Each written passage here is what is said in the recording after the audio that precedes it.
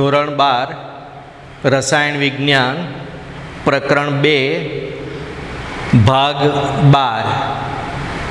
મિત્રો, અગાઉ આપણે દ્રાવણના સંખ્યાત્મક ગુણધર્મો જોઈ ગયા। બાષ્પ દબાણનો સાપેક્ષ ઘટાડો, ઉત્કલન બિંદુ ઉન્નયન, ઠાર બિંદુ અવનયન અને અભિસરણ દબાણ, એના આપણે સૂત્રો પણ તારવ્યા। હવે એ સૂત્રોનો ઉપયોગ કરીને કેટલાક દાખલા ગણવાના છે આપણે। તો સૌથી પહેલાં લખાણ સંબંધિત પ્રશ્નો જે છે એમાંથી 2.9 298 કેલ્વિન તાપમાને શુદ્ધ પાણીનું બાષ્પ દબાણ 23.8 મિલીમીટર મર્ક્યુરી છે। એટલે મર્ક્યુરીના આ સ્કેલ ઉપર એ 23.8 મિલીમીટર બાષ્પ દબાણ દર્શાવે છે। 50 ગ્રામ યુરિયા, એનું સૂત્ર છે NH2CO NH2, એને 850 ગ્રામ પાણીમાં ઓગાળેલું છે।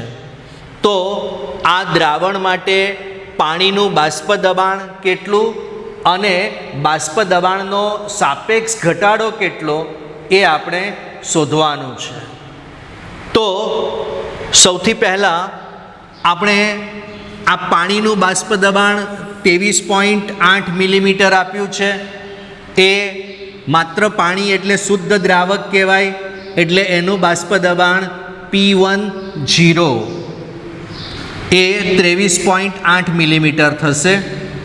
હવે 50 ગ્રામ યુરિયા, તો યુરિયા દ્રાવ્ય પદાર્થ છે એટલે દ્રાવ્ય માટે આપણે 2 વાપરીશું, એટલે વેઇટ માટે W2 બરાબર 50 ગ્રામ, અને પાણી કેટલું લીધું છે 850 ગ્રામ, એટલે W1 બરાબર 850 ગ્રામ। હવે આપણને અહીં આ સૂત્રનો આપણે ઉપયોગ કરવાનો છે, રાઉલ્ટના નિયમનો। P10 માઇનસ P1 છેદમાં P10 is equal two W2 M1 છેદમાં M2 W1। તો M1 એટલે 1 આપણે દ્રાવક માટે લીધું છે, તો H2Oનું આણ્વીય દળ 18 ગ્રામ પર મોલ, અને M2 એ યુરિયાનું આણ્વીય દળ, તમને આણ્વીય દળ ગણતા આવડે છે, તો એ આણ્વીય દળ 60 ગ્રામ પર મોલ આવશે। હવે આ સૂત્રમાં આપણે કિંમત મૂકીએ, P1ની કિંમત 23.8 મૂકીએ, P1 આપણે શોધવાનું છે, છેદમાં P10ની વેલ્યુ પાછી 23.8, W2 એટલે 50 ગ્રામ, M1 એ H2Oનું આણ્વીય દળ 18 ગ્રામ, અહીંયા છેદમાં યુરિયાનું આણ્વીય દળ 60 ગ્રામ પર મોલ, અને W1 એ દ્રાવકનું દળ 850 ગ્રામ। હવે આપણે P1ને સૂત્રનો કરતાં ધીમે ધીમે બનાવવાનો છે, એટલે આ વેલ્યુને આ તરફ લઈ જઈએ અને એનું જો આપણે ગણતરી કરીએ તો એ વેલ્યુ મળશે આપણને 0.42। હવે P1 બરાબર શું થશે, તો 23.8 માઇનસ 0.42 એટલે આપણને દ્રાવણનું બાષ્પ દબાણ મળશે 23.38। જુઓ, દ્રાવકનું બાષ્પ દબાણ કેટલું હતું 23.8, અને દ્રાવણનું બાષ્પ દબાણ કેટલું છે 23.38, એટલે કે બાષ્પ દબાણમાં શું થયું, ઘટાડો થયો છે દ્રાવણ બને ત્યારે। હવે આપણે બાષ્પ દબાણનો સાપેક્ષ ઘટાડો શોધવાનો છે। તો રાઉલ્ટના નિયમમાં જોઈ ગયા કે કોની સાપેક્ષે, તો શુદ્ધ દ્રાવકના બાષ્પ દબાણની સાપેક્ષે દ્રાવણના બાષ્પ દબાણનો ઘટાડો, એટલે સૂત્ર થાય P10 માઇનસ P1 છેદમાં P10। તો આ કિંમતો મૂકીએ, શુદ્ધ દ્રાવકનું બાષ્પ દબાણ 23.8, દ્રાવણનું બાષ્પ દબાણ હમણાં આપણે શોધ્યું 23.38 મિલીમીટર, છેદમાં શુદ્ધ દ્રાવકનું બાષ્પ દબાણ 23.8 એટલે આપણને મળશે આ 0.176 મિલીમીટર.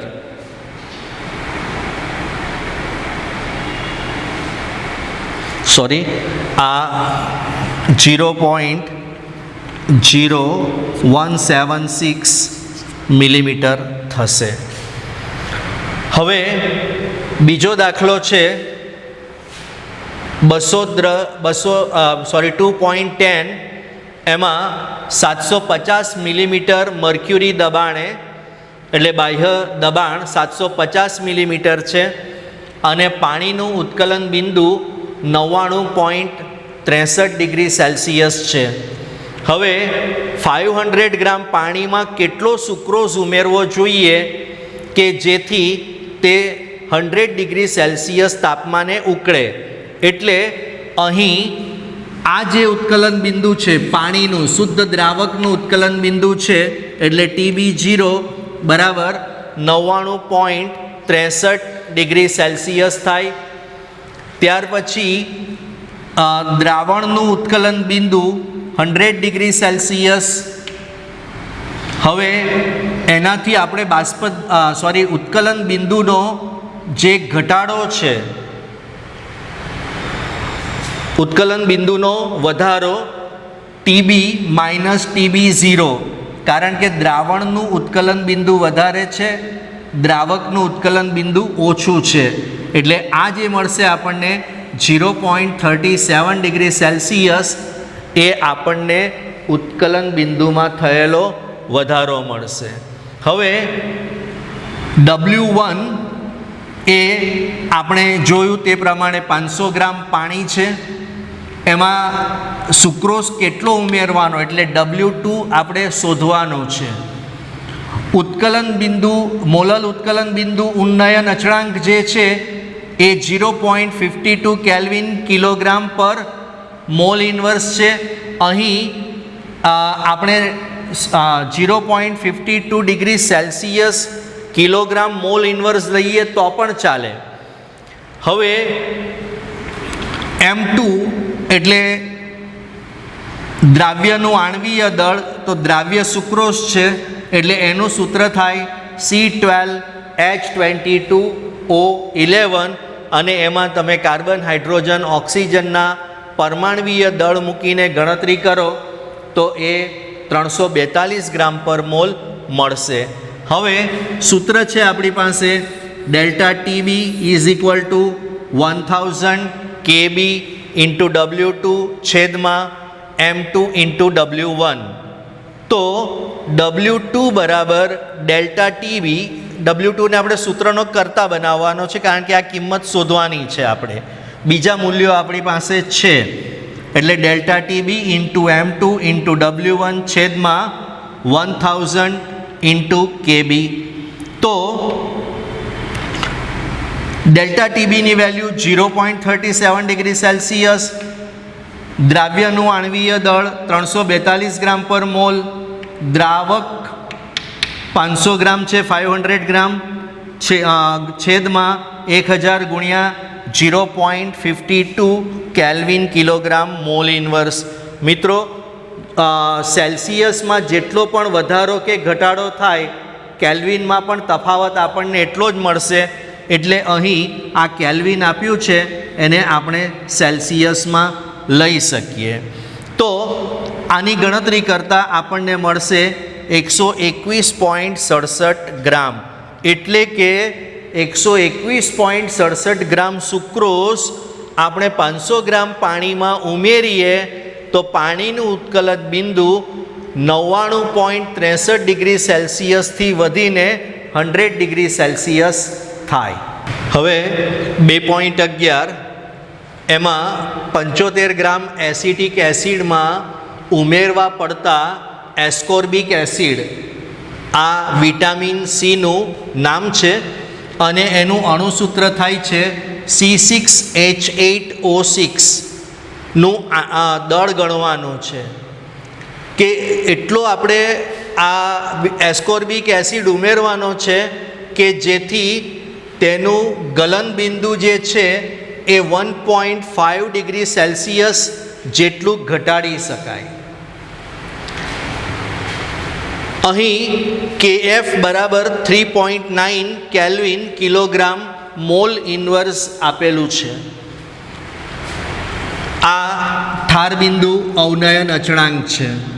હવે જુઓ કે કોઈ ઘન પદાર્થ હોય, એ ઘન પદાર્થને એટલી ગરમી આપીએ કે એ પ્રવાહીમાં રૂપાંતર પામે, તો એ જે તાપમાને રૂપાંતર પામે એ એનું શું કહેવાય?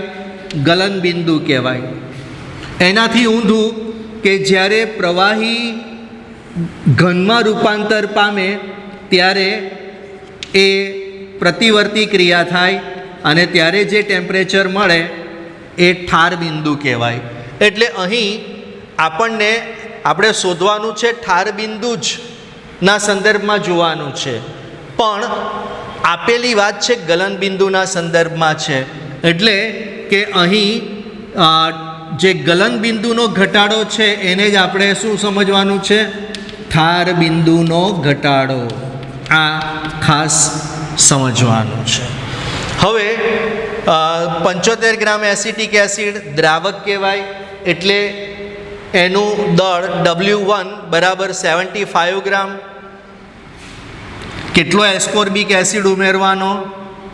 એટલે કે W2 is equal two question mark delta TF A 1.5 degree Celsius થાય.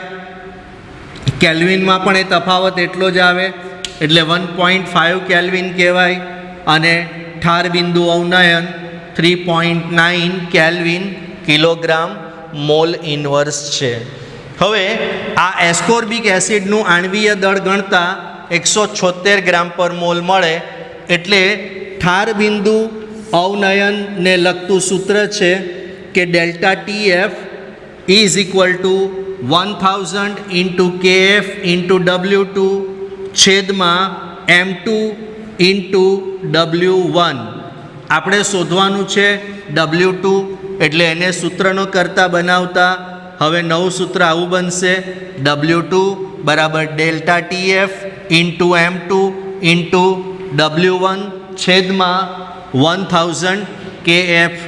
બધી કિંમતો મૂકીએ. ડેલ્ટા TFની કિંમત 1.5 કેલ્વિન, દ્રાવ્યનું આણ્વીય દળ 176 ગ્રામ પર મોલ, દ્રાવકનું દળ 75 ગ્રામ છેદમાં 1000 ગુણ્યા KF ની વેલ્યુ છે 3.9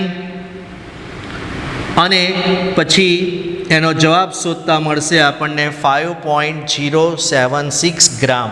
એટલે કે આટલો એસ્કોર્બિક એસિડ આપણે 75 ગ્રામ એસિટિક એસિડમાં ઉમેરીએ અને પછી એનું ઠાર બિંદુનો જે ઘટાડો છે એ આપણે કેટલો લાવી શકીએ? 1.5 ડિગ્રી સેલ્સિયસ.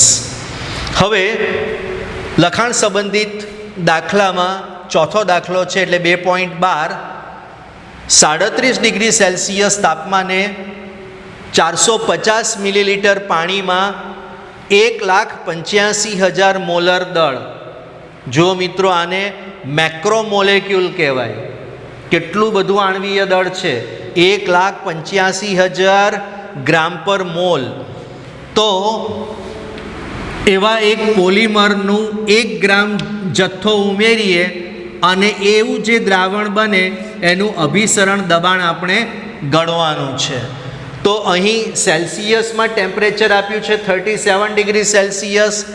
અહીં આપણે એને કેલ્વિનમાં ફેરવવું જ પડે, કારણ કે એ pi is equal to CRT સમીકરણમાં આ જે ટેમ્પરેચર છે એ કેલ્વિનમાં જ લેવું પડે.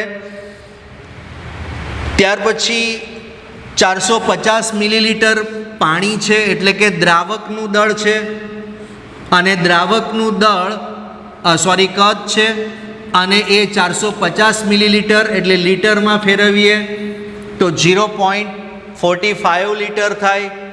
W2 એ દ્રાવ્યનું દળ છે 1 ગ્રામ, અને M2 એનું આણ્વીય દળ છે 1,85,000 ગ્રામ પર મોલ. R અહીં જરૂરી છે અને તે સામાન્ય વાયુ સમીકરણ અચળાંક છે 0.083 લીટર બાર પર મોલ પર કેલ્વિન અને અભિસરણ દબાણ માટે સંજ્ઞા વપરાય છે પાઈ. આ આપણે શોધવાનું છે. તો અભિસરણ દબાણ માટે આ એક સૂત્ર છે પાઈ ઇઝ ઇક્વલ ટુ W2RT છેદમાં M2 ઇન્ટુ વી. તો દ્રાવ્યનું દળ 1 ગ્રામ લીધું આપણે. R બરાબર 0.083 લીટર બાર પર મોલ પર કેલ્વિન. ટેમ્પરેચર કેલ્વિનમાં જ લેવાનું છે, આ ખાસ ધ્યાન રાખજો, 310 કેલ્વિન. M2 એ દ્રાવ્યનું આણ્વીય દળ છે 1,85,000 ગ્રામ પર મોલ અને વી એ દ્રાવણનું કદ અહીં લીટરમાં જ લેવાનું છે. મિલીલીટરમાં હોય તો આપણે એને લીટરમાં કન્વર્ટ કરીને પછી જ એ કિંમત અહીં મૂકવી જોઈએ. તો આપણને આનું ગણતરી કરતાં આવો કંઈક મળશે 3.09 ઇન્ટુ 10⁻⁻4 બાર. આમાં દશાંશ ચિહ્નમાં સેજ ફેર કરીએ એટલે 30.9 ઇન્ટુ 10⁻⁵ બાર. 30.9 ઇન્ટુ 10⁻⁵ બાર. કેમ એવું કર્યું? તો 10⁻⁵ bar is equal two 1 bar is equal two 10⁻⁵ pascal થાય. એટલે આપણે એને પાસ્કલમાં કન્વર્ટ કરવા માટે શું કરીએ છીએ? 30.9 પાસ્કલ આ એનું અભિસરણ દબાણ મળશે. Thank you.